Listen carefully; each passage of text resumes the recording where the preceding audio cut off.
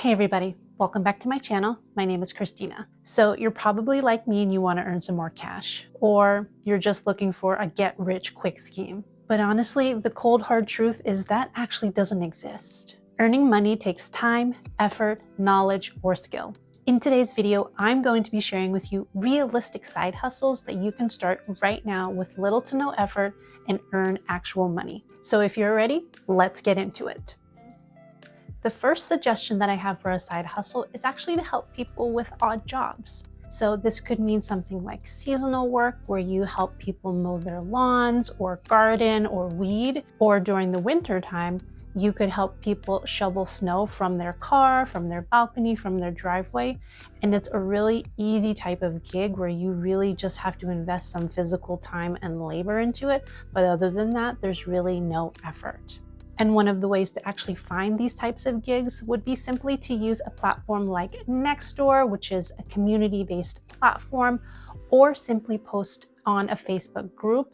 If you are a part of a neighborhood group there, you can just go on and advertise your services, that you are willing to help with these types of odd jobs. Or if it's a specific time where there's, let's say, a snowstorm, which I recently had in my area, people will actually post directly in those threads, in those types of groups, actually to solicit people to help them with these types of odd jobs. So I encourage you to join these types of groups. If you're not already, look for them on Facebook or find another platform like Nextdoor to see where you could potentially offer your services, or chime in and respond to people who are looking for help with specific types of gigs.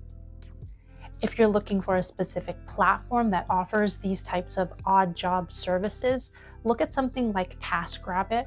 I've used TaskRabbit in the past.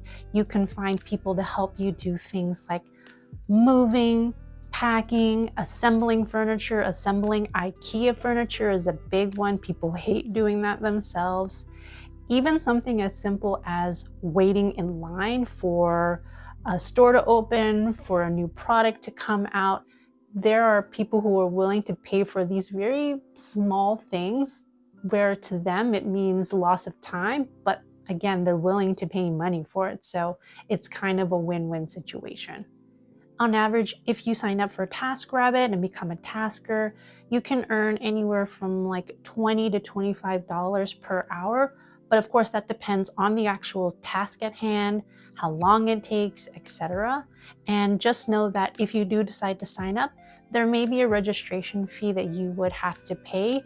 But of course, it would give you access to this entire platform and to the pool of potential clients that you could have for these various jobs. My next suggestion for a side hustle is potentially to look at decluttering and selling things that you no longer want or need. This one is probably my favorite thing to do. I've done it steadily over the past few years because, most importantly, I love to declutter and get rid of things. It makes me very, very happy. And so if I can do that and earn a little bit of money on the side, it's a fantastic win-win situation. And also it allows you to sell off products or offer products at a lower price. And so people who are looking for specific products in specific types of conditions can usually find it on Poshmark at a much lower price. So you are also helping them to find something cheaper, and you're also helping to keep things out of the landfill by simply just throwing it away. So it's kind of a great situation where you can earn money, help someone else find something more affordable, and then also use it as a chance to upcycle any products that you no longer want or need. For me, I love Poshmark. It's a really simple platform to use. All you have to do is sign up, you upload your photos, you write your description, you set your price, and it even provides you with suggested selling price. Hit upload and that's it. Usually the process happens pretty quickly. If people are interested in your product, you will know right away. I have sold things, most of my things, in less than a week. If things are taking longer to sell, that usually means that people aren't interested in your product, and maybe you want to think about donating it instead, or finding another marketplace to sell that product on. But once you make a sale, it's very, very easy. They send you a free shipping label. You don't have to pay for shipping. But of course, you will need your own packaging. So be sure to have a box at home or envelopes or mailers at home, because that is one thing that of course you would need. But once you pack everything up, you just have to go to the post office or the mailbox and drop it in, and that's really it. It's very, very simple.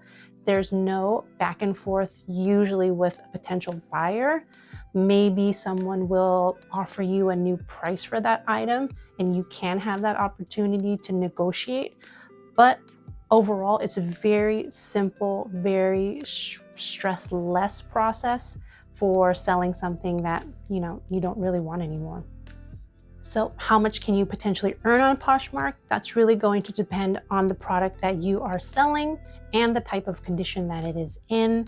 Usually you can sell anything from as low as $10 all the way up to however much money you really want to, because there are items on there from socks all the way to designer bags. So the price is really just going to depend on the product that you're listing and its condition.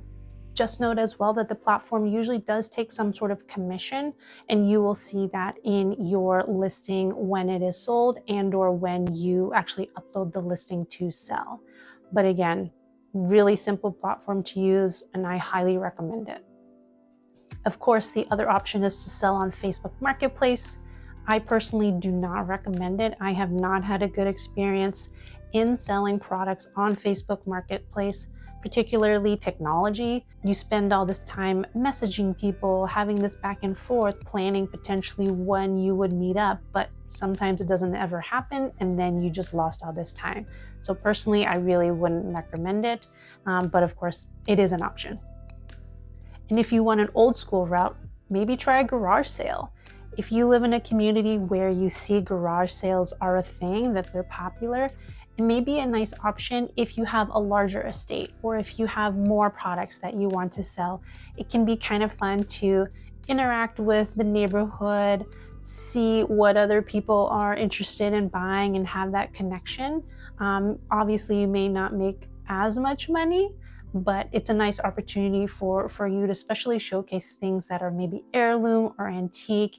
And I think a lot of people who are going to garage sales may be looking at that sort of demographic or specific type of product as well. And it's just something to think about. The third side hustle is pet sitting. So if you're someone who is an absolute animal lover, you have dogs, you have cats, you have small rodents, and you just love animals, maybe think about pet sitting. Of course, as mentioned previously, feel free to advertise your services on a place like Nextdoor or on Facebook in a Facebook group to see if anybody would be interested in your services, and or maybe just look out for people who are, again, soliciting those services.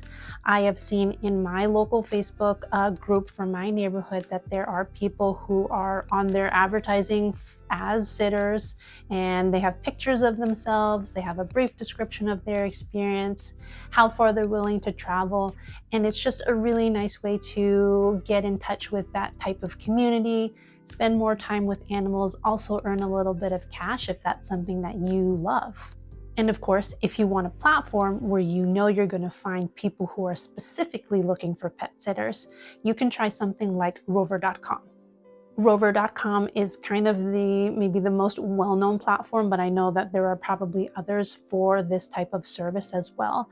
But again, it's a really great place to have access to people who are literally just looking for people to help them take care of their pets. If they're away, for example, or if they're just out of their house quite often and their pets need more care than they're able to provide. All you have to do again is just create your profile, pictures, description of your services, set your fees, and hopefully you can land your first client. The tough part can be landing your first client, so if you have friends or family or colleagues, maybe ask them to give you a quick review on there to kind of boost your stats and boost your profile. Depending on your level of services offered, like giving medications, shots, pilling, things like that, and of course, given your area, probably looking at around $20 an hour. That's kind of the average rate that I have seen and I have paid in the past. Again, Rover does take a commission like many of these platforms do, so definitely consider that when you're setting your prices. but it's a really fun way to, again, do something that you love and get a little bit of money potentially on the side for it. Next one, which is probably the most well-known one, is to sign up for a delivery service. So this could be Uber Eats, DoorDash, Skip the Dishes, or the newer one on the market, which is Amazon Flex. As long as you have a reliable mode of transportation, whether that's a motorcycle, a bicycle, a car, and you don't actually mind being on the road, being in traffic, this is probably a great option for you. I have done this in the past. I actually really enjoyed some of the perks that I got out of it. Yes, I spent a lot of time in the car, and that was a little bit challenging just physically. But for example, when I had to wait for maybe longer than I expected to for a restaurant to finish preparing a meal, sometimes I would get gift cards from that restaurant. As long as I was very polite with them, I wasn't rushing with them. It was kind of a nice interaction to have sometimes with those restaurants. Now, the hourly wage is usually around $18 to $20. That's what I have seen in all the summaries that I have looked at. This may depend if there are, I don't know, surcharge hours, if that's a thing, but it's a really, really quick and easy way to get some money.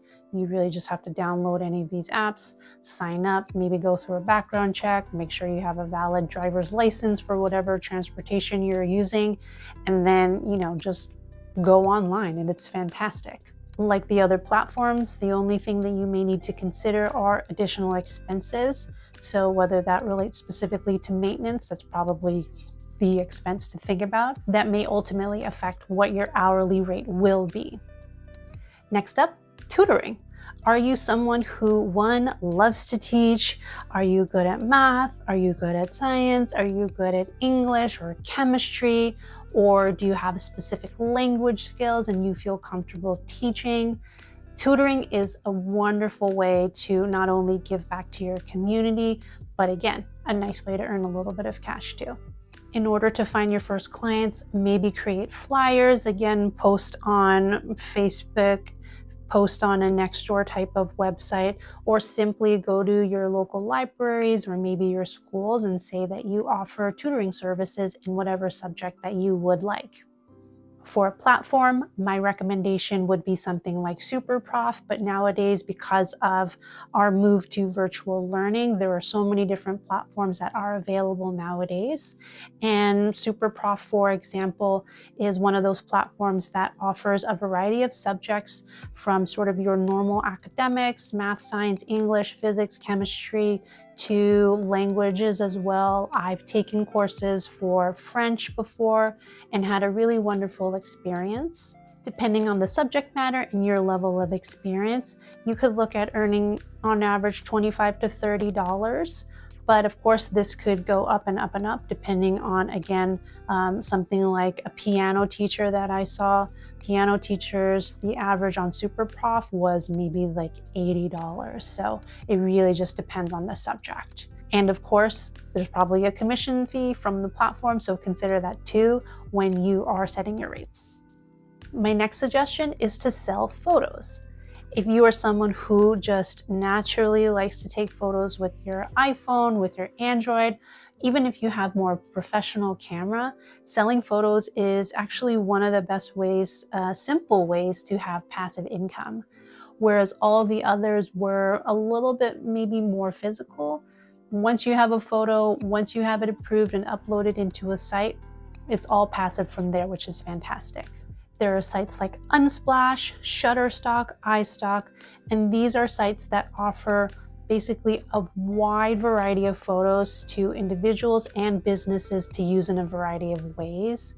And these sites also offer contributor programs where they solicit photos from individuals in order to keep their stock photos fresh, new, and exciting for potential customers. You may have to complete an application, potentially submit some samples, but once you're in, and that's very exciting. Depending on the site, maybe you'll have a per photo fee or payment. So maybe Unsplash will pay you anywhere between $5 to $30 an image. Or maybe a site like iStock and Shutterstock will have more of a commission-based model where you'll potentially earn anywhere from like 15 to 40% commission anytime your photo is purchased or used. So if you love taking photos, if you're an amateur photographer, take a look at some of these sites and see what they offer and try to get some of your photos in there for some extra money. My last suggestion as a side hustle is truly just to tap into something that you love doing and try to start a business. For example, do you love to bake?